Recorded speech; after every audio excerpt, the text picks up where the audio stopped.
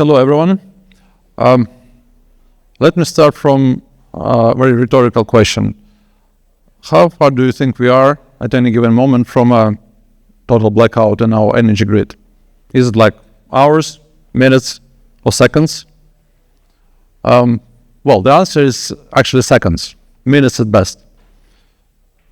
You might guess from our introduction that I'm going to talk about energy and the importance of balance in the grid system. Just short introduction of myself. My name is Andrii Garanin. Yes, I came all the way from Europe, and I get most of my background in the energy industry is from actually being on the other side of energy balance equation. I was for about 20 or so years. I was mostly busy with developing, constructing, commissioning renewable gas, coal-fired power plants. So I got my experience from that end. Slide. So coming back, basically, what's happening to our industry? Well, you're part of the story that data center industry has been growing and is forecasting to grow even further, and actually tripling in 8 years. Yeah, the number at the bottom is it's a bit wrong. It's not 7 billion; it's 700 billion. So we expect in the next 8 years to triple the size of this industry. We're all part of the story. I can show you the same graph, but with different metrics of growth of renewables, and I'll say why it's important. Because renewables have enjoyed extreme growth for the last roughly 10 years. The same as it's quite equivalent what has been happening in Bitcoin sphere. But renewables not just brought nice ecological and clean sustainable energy. It actually brought intermittency. Let me come back from maybe just 10, 20 years ago. What was the standard energy mix? Usually we had nuclear, coal-fired, gas-fired power plants, which give a very stable power production, stable load. Demand, by default, it was always intermittent. Every time you hit the switch, your TV, your kettle, the demand spikes. The same time, it goes up and down. And what in the energy industry professionals usually they refer, there is a base load, which is covering the amount of power which is generated, consumed at any given moment. And there is a variable load at the top. So when renewables came in, initially they took only 10% at best of energy mix in any given country. Right now, what we see in Europe, some countries already coming closer to 100% of renewables. That means that the challenge is actually not to balance out the consumption side, but to balance out the production side. And there is it's called energy balance equation that energy produced at any given moment should be equal to the power consumed at any given moment, plus losses in the transmission system. So balancing effect is extremely important. Keep the lights on, because there is no economical way of storing a large amount of power in the grid system. What it means for all of us. Basically, growth of data center industry, of course, it provides a very stable load. But what has been happening in data center, in Bitcoin mining, is that miners started cooperating with the energy grid operators to bring balance by providing controllable load. Meaning that miner, I think it was discussed already, the speaker before me was explaining that a miner can safely curtail and basically during peak times provide stability to the grid. And some grid operators have realized that it's providing huge value. And this is what has become, I think the term has been called controllable load, which is quite often referred by especially like Texas grid, which has experienced quite some rough times in just a few years ago, trying to balance out their own grid and have experience in blackout. So what we actually focused in our company is we started focusing on providing our clients, our partners, with flexibility. Flexibility is it's a term that the more you can control your asset, the more you can provide value, first of all, to the grid without jeopardizing your equipment. What we started focusing is actually developing the actual applications for miner management software by integrating all other sources which you can plug into the system. Basically, you need to read, first of all, data from the market, right? You need to understand if you can able to sell your power. You need to plug in some other sources like power meters, data from weather stations, or at least forecast what would be happening in the vicinity. Why is that important? Is that the more control over your hardware you will have, the more value you can bring, first of all, to the grid and monetize that from the perspective of being part of the energy system. Next. So what we started focusing, very in general, we focus providing solutions to clients operating in different markets. Let's say about United States. It's quite interesting energy mix because it doesn't have just one energy system uniting for operating in the whole US, and every state has its own specific and usually its own grids. So I'll start from the markets which are deregulated. These are markets where you can market your capability to curtail, and there are already providers, they call it demand response providers or virtual power plants, who have already who cooperate closely with the grids and provide already set out programs where a miner can plug in, participate, and basically generate a revenue stream from such activity. We help such miners to operate safely by safeguarding, basically providing all of the software required for conducting that, providing full automation, at the same time without jeopardizing the equipment itself. Because we have clients who are operating in some extreme environments, sometimes in the north or in the south, and we understand the importance how you need to operate your equipment without damaging it. If we speak about regulated markets, we see the miners are operating in quite a few other states where there are no DR programs available from the grid operator. But what we observe that some of the ISOs develop like peer-to-peer relationship with the miner because all of them need stability. You will see, especially in the US, you see the huge rise. You will experience in the next couple of years because of the subsidies, which I think have been rolled out this year by the government, that renewables have been subsidized, like sometimes 50% or 80%.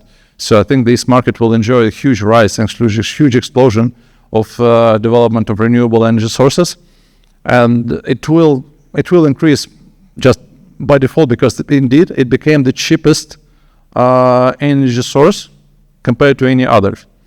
So if you just if you rank the cost of developing, constructing, commissioning any other like gas, nuclear, even hydro probably it's already been developed more for most of the rivers have been already taken up. But if you rank up all of the energy sources available currently, energy technologies which are currently available, solar and wind would be at the bottom of the list. They are the cheapest ones. If you consider like levelized cost of electricity, definitely they will be on the rise. They are intermittent and they need to be balanced. It doesn't matter which market you operate in.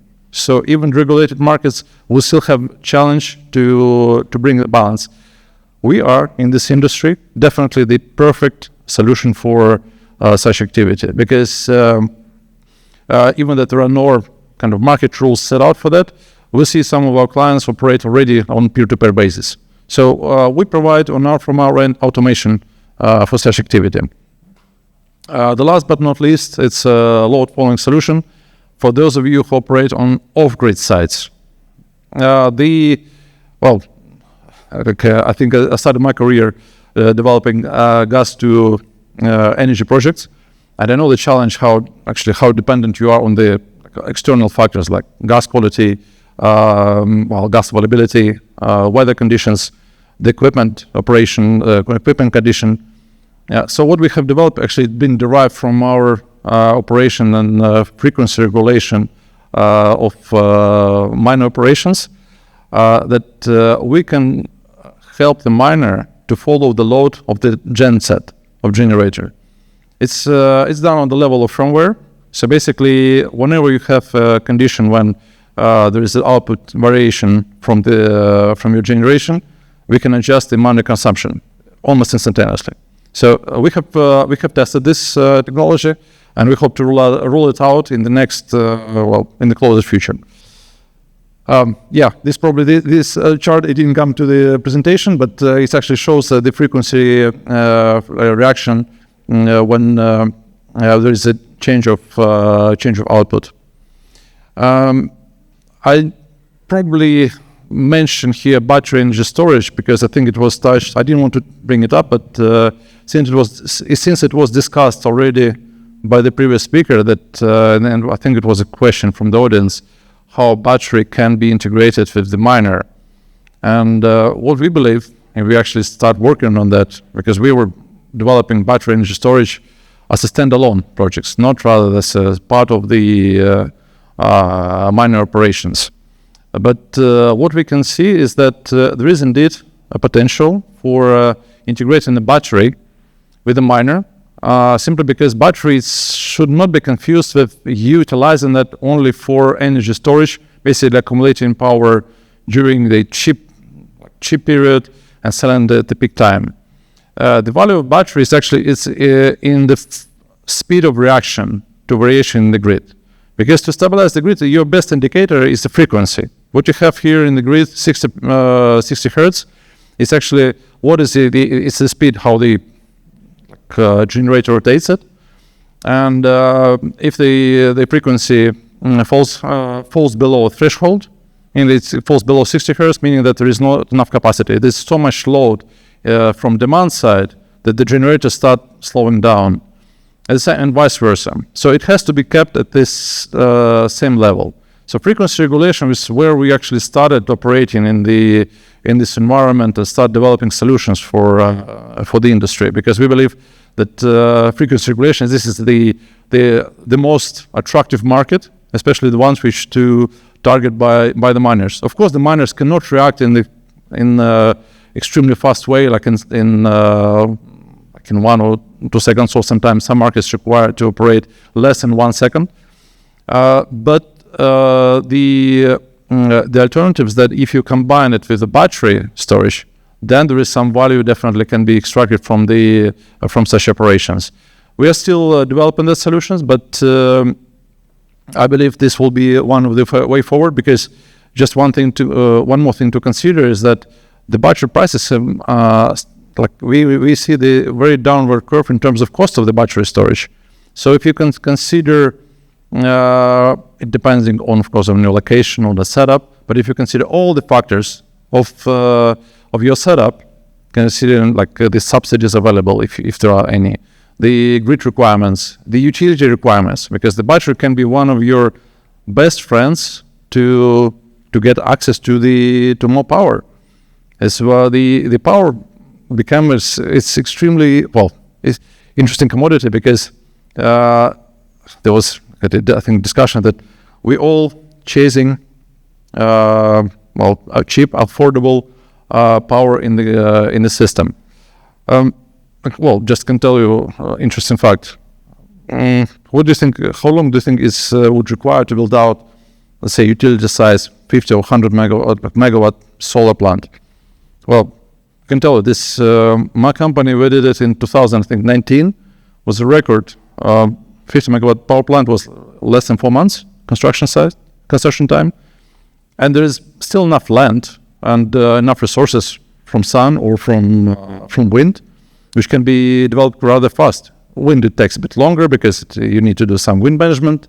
But what actually I'm saying is that there is enough power out there, and there is a technology which is affordable enough to be developed. The only bottleneck we have is the actual grid. The grids, well, sometimes they can take decades for them to build out. It's not just a question about putting some, like overhead lines and have the power flowing. It's about designing. It's about management of all the nodes in that system. The biggest challenge for us, I think, for our industry professionals is that when we speak to the utilities, we speak to grid operators. The mindset for them is over extra safety. Why I started my speech here about actually from how far we are from blackout. The single mission of any grid operator is to prevent that. Most of you probably heard about the story which was happening in Texas just a few years ago. This is very recent. It's attributed sometimes to the renewables, that the wind turbines have failed. The truth, actually, it's not just there. It's quite a few, I think, gas gen sets have failed because the pipelines have been frozen. But the importance is that if the blackout indeed happens, the cost of that will be in billions, because it's not just blackout and like losing power in the system. It's how to restart it. So that's extremely important for grid operators to keep the system alive, and that's why there are at least 3 or 4 systems and security systems to prevent such things from happening. There are backup generators, there is a picking plant, and of course there are us, the miners, who can provide such service.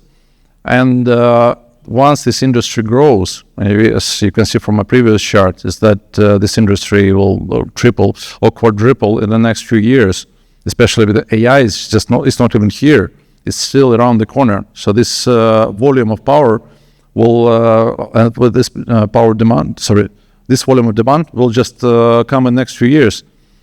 And the importance here is that the asset owners should be able to control the assets in such a way to be able to maneuver according to the changes in the system. And I'm sure that as we discuss, and then maybe in the next conference, there will be more programs, new programs introduced by the grid operators in the regulated markets and deregulated markets, once they all realize how what's the actual value of having a controllable load from this end. And our team develops practical solutions to enable our clients and miners to operate in such complex environments. So to wrap it up, I believe that the further we'll see the economic development, the energy systems will become more and more complex. Energy market will become more and more complex. So we just need to embrace the possibilities to grow with that trend, to be able to monetize on such growth and such development. And basically, just to sum it up, I will say that keep mining and keep the grid safe. So, thank you.